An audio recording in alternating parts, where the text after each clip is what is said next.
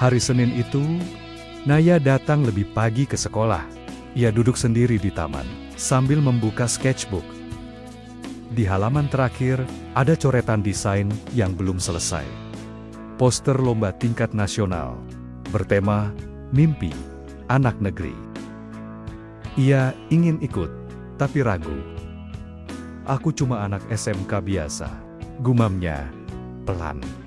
Tanpa disadari, seseorang memperhatikan dari jauh. Bu Tita, guru DKV yang terkenal bijak.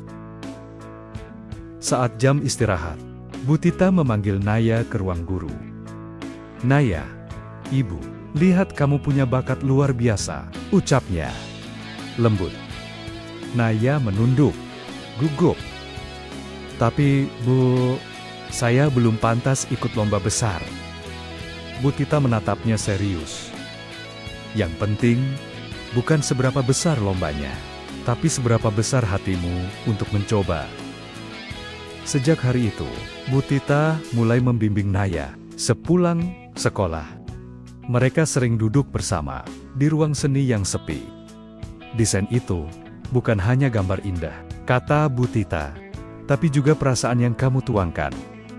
Naya mulai memahami bahwa setiap goresan pensil bisa menyampaikan harapan. Suatu sore saat Naya menunjukkan hasil desainnya, Bu Tita terdiam lama.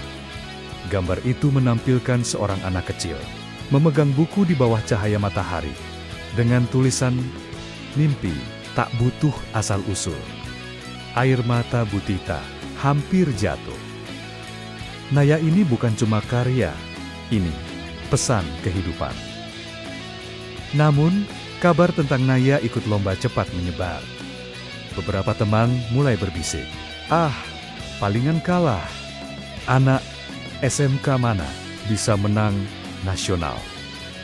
Naya mendengarnya diam-diam. Dadanya sesak. Tapi ketika ia hampir menyerah, Bu Tita menepuk pundaknya. Biar mereka bicara. Tugasmu cuma satu. Terus berkarya. Hari pengumpulan karya tiba. Naya menyerahkan desainnya dengan tangan gemetar. Apapun hasilnya, setidaknya aku sudah berani mencoba, bisiknya. Di ruang kerja guru, Bu Tita melihat berkas itu diam-diam. Lalu tersenyum bangga.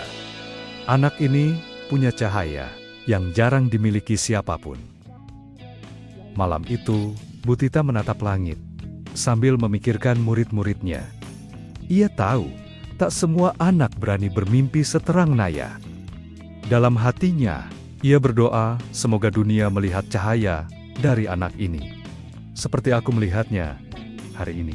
Dan di kamar sederhananya, Naya tersenyum kecil menatap sketsa terakhirnya. Bintang kecil di langit yang bertuliskan, "Terima kasih, Bu." Beberapa minggu kemudian, hasil lomba diumumkan secara daring. Naya hampir tak berani membuka layar ponselnya. Tapi saat ia melihat namanya tercantum sebagai juara harapan nasional, air matanya langsung mengalir. Ia bukan menang besar, tapi baginya itu sudah lebih dari cukup. Ia segera mengirim pesan ke Bu Tita. Bu, terima kasih sudah percaya sebelum saya bisa. Keesokan harinya, sekolah mengadakan upacara kecil untuk memberi penghargaan. Kepala sekolah memanggil Naya ke depan. Kemenangan ini bukan hanya milik Naya, katanya, tapi milik semua guru yang percaya dan semua murid yang berani mencoba. Suasana hening, lalu bergemuruh tepuk tangan. Di mata banyak siswa, Bu Tita dan Naya menjadi bukti bahwa cahaya bisa menular dari satu hati yang tulus ke hati lainnya. Hari itu berakhir dengan senyum yang tak mudah dilupakan. Saat semua bubar, Bu Tita berkata pelan, "Teruslah menggambar dengan hatimu, Naya. Karena dunia butuh lebih banyak cahaya sepertimu." Naya mengangguk, menatap gurunya dengan mata berkaca-kaca.